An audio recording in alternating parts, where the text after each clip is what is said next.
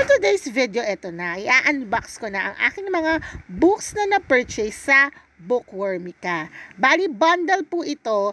Dalawang separate bundle po ito eh. Yung isa is for 100 pesos bundle. Yung isa naman po is for 150.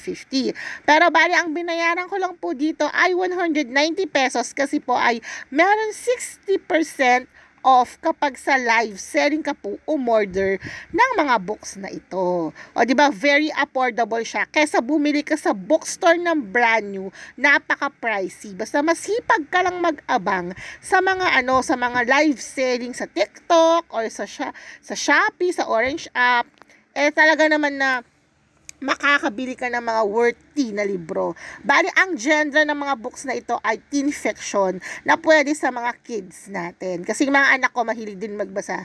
So, ang mga mostly binibili kong mga book ay mga ganitong genre para sa din mabasa rin nila, di ba?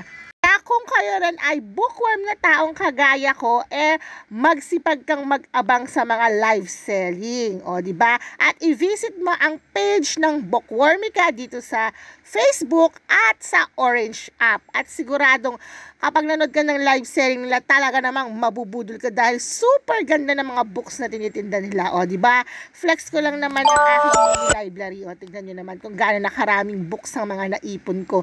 Dahil sa kakapanood ng mga live selling. O, di ba? Nakuha ko lang ang mga yan sa very affordable price. O, di ba? Hanggang sa likod meron yan, no.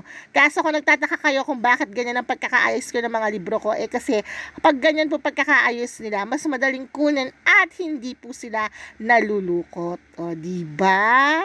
Have a nice day. Bye. Ano pang hinihintay nyo? Nood na rin ang live selling para makamura.